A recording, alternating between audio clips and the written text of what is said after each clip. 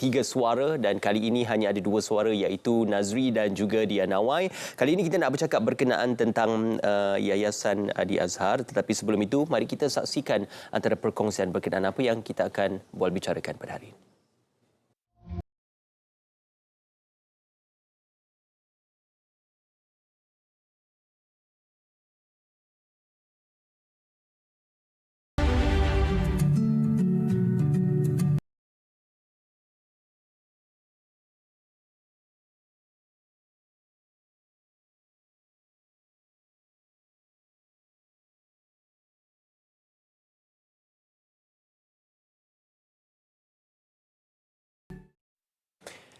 Ya, itu dia Yayasan Adi Azhar. Suka untuk saya memulakan pagi ini dengan mengimbas kembali dan juga membacakan kembali Al-Hadid ayat 18 yang bermaksud, maka sesungguhnya orang-orang lelaki yang bersedekah dan orang-orang perempuan yang bersedekah serta mereka memberikan pinjaman kepada Allah sebagai pinjaman yang baik dengan ikhlas akan digandakan balasannya dengan berganda-ganda banyaknya dan mereka pula akan beroleh pahala yang mulia. Itu juga dikongsikan oleh Facebook Yayasan Adi Azhar. Kali ini kita nak bercakap berkenaan tujuan-tujuan baik dan juga perkara-perkara baik yang boleh dilakukan dan juga boleh dikongsikan secara komuniti dan juga secara bermasyarakat untuk kita juga memupuk generasi muda celik Al-Quran. Bersama dengan kita adalah Tuan Adi Azhar Ismail, penaung dan juga pemegang amanah Yayasan Adi Azhar, dan juga Tuan Muhammad Khairul Faisal Hamzah, Ketua Pegawai Operasi Yayasan Adi Azhar. Assalamualaikum, selamat pagi, apa khabar Tuan? Alhamdulillah, terima kasih bersama kami pada pagi ini dan juga kesempatan ini kita nak kongsikan jugalah, kalau tadi kita saksikan sedikit perkongsian juga clipping berkenaan Yayasan Adi Azhar. Mungkin Tuan Azhar boleh berceritakan apa objektif dan juga apa sebenarnya yang ingin digarap dan juga dibawakan di bawah sebuah yayasan ini. Okay, Assalamualaikum. Terima kasih Tuan. Apa yayasan kami lakukan ni adalah pertama sekali kami menubuhkan yayasan ini disebabkan kami nak menyebarkan ayat-ayat Quran ini kepada seluruh mahat-mahat tahfiz, kepada segala golongan-golongan belia-belia, di mana kita sendiri mengedar Al-Quran. Dan masa kami mengedar tu banyak pembeli yang membeli dan mewakafkan Al-Quran ini. Jadi kami di yayasan ini tubuhkan untuk mengedarkan Al-Quran ini seperti mana Tuan Faisal melaksanakan program yayasan ini. Okey, sudah disebutkan terus pada apa yang dilaksanakan, difahamkan walaupun dikira sebagai muda lagi penubuhannya, tetapi program-program rintis dan juga program-program yang ada pada awal sudah dilaksanakan. Mungkin boleh dikongsikan apa yang sudah dilaksanakan dan juga akan dirancang pada masa-masa mendatang. Okey, saya selaku sebagai pegawai operasi dalam yayasan ini, program ini sebenarnya sudah dirintis oleh penaung asal program CSR, iaitu Encik Husyairi Khalid, atau kita kenali dengan Abang Bai. So selama 2 tahun ini kita buat secara pilot kecil-kecilan. So daripada situ Tuan Adi Azhar memandangkan program serahan Al-Quran ini sebenarnya adalah untuk seluruh masyarakat di seluruh Malaysia. Jadi dia berhasrat menubuhkan yayasan dan saya di sini terpanggil untuk sama mengaturkan program. Antara program yang kita dah lakukan adalah kita buat serahan bersama dengan kerjasama dengan Kementerian Pendidikan, Jabatan Pendidikan Negeri, dengan juga NGO-NGO di seluruh Malaysia. Sehingga kini kita sudah mengedarkan hampir 11,200 naskah Al-Quran. So fokus kita pada serahan Al-Quran ini tidak tertumpu kepada pihak tertentu saja. Macam kita celik Al-Quran kalangan muda ini, kita tumpukan kepada yang anak-anak belia antara 18 hingga 25 tahun. Antara projek yayasan yang kira kami anggap berjaya adalah bila kerjasama kami dengan salah satu PTS di Malaysia ini, yang mana pelibatan sebanyak 2,400 orang peserta, yang mana kami telah menyerahkan sebanyak 1,312 naskah Al-Quran sepanjang tempoh bulan Ramadan ini. Program ini dipanggil Marhaban Ya Ramadan. 2022 baru ni. So daripada 1,312 penyertaan ini, 400 orang peserta berjaya khatam dalam masa 30 hari. Alhamdulillah, dengan naskah yang kami sediakan ini sebenarnya dia membantu dari segi macam pembacaan, pemahaman, dari segi of course lah bila kita membaca Al-Quran kita perlukan talaki dan tadabbur. So jadi dalam program-program Marhaban Ya Ramadan ini membantu mereka mempercepatkan dari segi khatam dan memahami Al-Quran itu, insya-Allah. Insya-Allah. objektif dan juga tujuan utamanya sudah pasti untuk celik Al-Quran, Betul. membantu anak-anak yang sedang berjihad kepada jalan Allah, kita boleh katakan, untuk memahami dan juga celik Al-Quran. Ini dikatakan sebagai pemudah cara, kerana dengan tertubuhnya yayasan ini, penyerahan Al-Quran, berkongsikan manfaat Al-Quran itu dapat disegerakan dan juga dapat dilaksanakan dengan jayanya. Jadi apakah boleh kita katakan sudah ramai yang menerima manfaat hasil daripada program celik Al-Quran dan juga penyerahan Al-Quran tersebut? Alhamdulillah, hampir 40,000 naskah Al-Quran telah kami edarkan sepanjang program yayasan ini. Jadi alhamdulillah, hasrat kami juga moga Al-Quran ini dapat kami berikan lebih ramai lagi, bukan tertumpu kepada mahat tahfiz ataupun pelajar-pelajar saja. Daripada golongan orang awam juga kita ingin memberikan Al-Quran ini secara percuma. Untuk kita nak mendekatkan kepada Al-Quran ini dengan lebih mendalam lagi. Kerana Quran yang kami edarkan ini dan yang kami beri ini sangat mesra dan mudah untuk difaham dan untuk kita sama-sama untuk memahami lebih mendalam tentang ayat Al-Quran ini. Bukan saja berkenaan penyerahan, tetapi untuk mungkin menginfakkan ataupun menyumbang sedikit ataupun sebahagian daripada rezeki kita untuk tujuan dikongsikan dalam bentuk penyerahan Al-Quran dan juga menyantuni golongan-golongan yang memerlukan perkara-perkara seperti ini. Jadi apa mungkin tujuan untuk kita melaksanakan hasrat ini? Okey, tujuan utama sekali ialah kita faham Al-Quran ini merupakan satu naskah yang maksudnya ada bahan rujukan kita dalam kehidupan seharian. Tanpa Al-Quran, bagaimana kita nak meneruskan kehidupan kita? Jadi anak-anak muda ini adalah pelapis, pemangkin kita dalam untuk keselangsungan, kelestarian, pembangunan bangsa lah dalam negara Malaysia inilah, insya-Allah, dan umat Islam. So jadi Al-Quran ini, sebab tu oleh itu yayasan bekerjasama dengan Kementerian Pendidikan Malaysia, yang setakat ini kami sudah mendapat sokongan daripada Jabatan Pendidikan Negeri Perak, Jabatan Pendidikan Negeri Selangor, yang mana kami mensasarkan pada tahun 2023 serahan sebanyak 20,000 naskah Al-Quran untuk negeri Selangor dan juga di negeri Perak. Dengan kerjasama ini kami berharap dia akan membantu kepada silibus PDPC Pendidikan Islam. Kerana kami mendapat input daripada pelaksana guru-guru yang mengatakan Al-Quran ini memudahkan dari segi pembelajaran anak-anak, dari segi tajwid, dari segi penghayatan, asbabun nuzul salah satunya, macam kenapa Al-Quran itu diturunkan, dan dari segi taksir, dia menjelaskan dari segi ekonomi, macam mana kita menguruskan stres, bagaimana kita menguruskan masa, bagaimana kita memahami sejarah-sejarah dan juga apa penghayatan di dalam Al-Quran itu sebab dia ada hadis sekali. Jadi memudahkan urusan daripada pelaksana itu, dah hasrat untuk menjadi minat, tanam minat kepada anak-anak kepada pembacaan Al-Quran. Sebab lagi satu yang kami dapat input, program bacaan Al-Quran sini adalah salah satu lagi program nilam. Program nilam adalah program membaca. Bila membaca satu muka surat itu sendiri, dia akan direkodkan dalam program nilam itu, dari peringkat kebangsaan. Kami alhamdulillah yayasan dapat membantu kerajaan dari segi memudah carakan dan melaksanakan program-program yang diaturkan oleh kerajaan. Alhamdulillah. Alhamdulillah. Setakat ini bagaimana sambutan untuk setiap program dirangka kepada pihak yayasan? Alhamdulillah, setakat sepanjang tahun 2022 ni, sambutan untuk Al-Quran ini yang mereka membeli dan menginfakkan semula Al-Quran ini, alhamdulillah, seperti mana Tuan Faisal beritahu, kita hampir terkumpul lebih kurang 30 hingga 40,000 penyertaan untuk kita edarkan. Al-Quran ini selalunya dapat kita edarkan sepanjang tahun dah. Terkumpul tu kita akan edarkan. Okey, targetnya untuk 2023 ni, kalau 2022 banyak yang telah dilaksanakan, sepanjang tidak sampai 2 hari lagi untuk tahun hadapan. Ya, betul.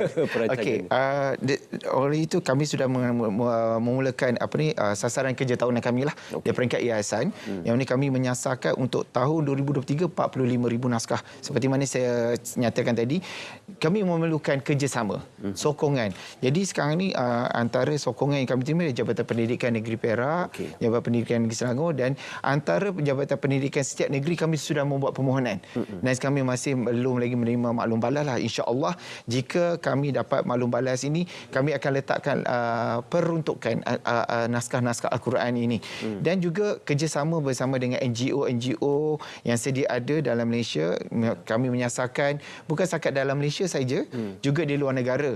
Contohnya dengan insya-Allah Universiti di Selatan Thai sebanyak 10,000 dan juga salah satu yayasan di utara Sumatera dan juga Kemboja. Ini ada antara sasaran 5,000 naskah lah.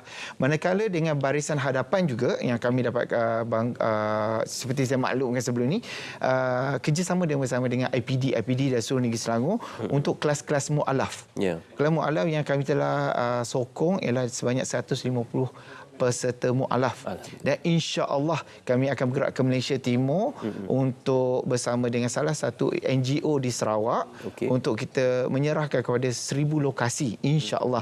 Oleh itu untuk memastikan perancangan dan gerak kerja ini dapat dilaksanakan dengan sempurna, apa yang kami perlukan adalah sokongan orang ramai di luar sana lah untuk bersama-sama kami boleh tengok laman sesawang kami dan juga Facebook kami untuk update program-program yang kami akan aturkan. Bukan setakat dakwah dan serahan Al-Quran, juga kami ada dari segi pembacaan lain macam adab, ensiklopedia sirah. Semua itu adalah kita menyasarkan setiap lokasi akan mendapat rujukan. Di samping itu kita akan membantu komuniti jugalah. Sebab 3 trust utama yayasan adalah dakwah, pembangunan komuniti dan akhir sekali pendidikan. Seperti mana macam Tuan Hadi ada maklum sebelum ini, dia ingin membantu masyarakat di luar sana. Sebab Tuan Hadi actually kalau ikutkan dia daripada kumpulan B40. So dia keluar daripada kampung Selesa, datang ke ibu kota berniaga sehingga dia mencapai Tuan Hadi pada usia 27 tahun dia mencapai 1 juta yang pertama. Dan di situlah hasilnya yayasan, dan di situlah saya datang bersama dengan Tuan Hadi untuk membangunkan program ini untuk membantu anak-anak muda untuk sama-sama berjaya dan kita keluarkan daripada kesusahan yang ada. So, jadi kita kena memudahkan minda, mencabar minda kita untuk bergeraklah. Sambil itu naskah Al-Quran itu sebagai pedoman dan rujukan insya-Allah. Alhamdulillah. Diceritakan oleh Tuan Khairul Faisal tadi berkenaan tentang kembali berbakti dan juga menyerahkan kepada komuniti dan juga masyarakat. Ini mungkin hasrat utama oleh Tuan Hadi sendiri untuk melihat usaha-usaha seperti ini. Kalau kita lihat banyak yang menginfakkan rezeki dengan pelbagai cara, tetapi menggunakan Al-Quran mediumnya sebagai bukan saja untuk bersedekah tetapi juga untuk menyampaikan ilmu dan juga untuk mendidik anak-anak muda ini. Apa lagi mungkin hasrat yang terbuku di hati untuk melihat program-program celik Al-Quran, penyerahan Al-Quran dan juga menginfakkan rezeki kepada Al-Quran ini dapat dijayakan di pihak masyarakat? Hasrat saya untuk yayasan di Azhar ni, di mana selain daripada kita dapat menginfakkan Al-Quran ini kepada golongan-golongan seperti Mahatafir ataupun Mu'alaf, dan harapan saya juga kami juga dapat membantu komuniti di luar sana untuk membantu daripada segi keperluan-keperluan lain.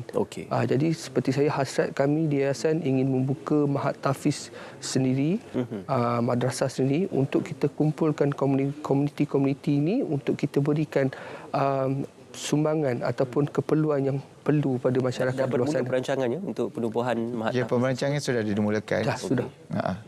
So dia antara projek jangka panjang untuk 5 tahun, yang mana Tuan Hadi sebenarnya ingin memberi satu pendidikan percuma. So apa yang kami laksana sekarang untuk masa hadapan ialah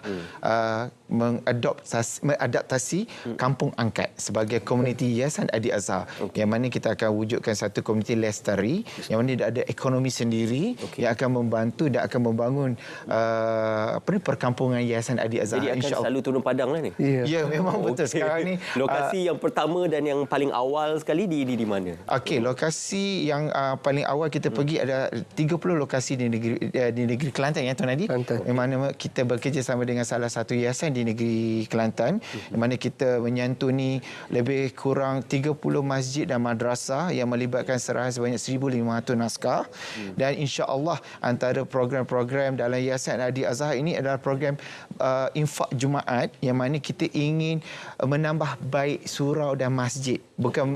Bukannya kita nak membina masjid, tapi menambah baik. Sebab kami memandang pentingnya kepentingan untuk kita memberi keadaan yang selesa dan kondusif kepada untuk jemaah-jemaah yang hadir dalam untuk beribadah.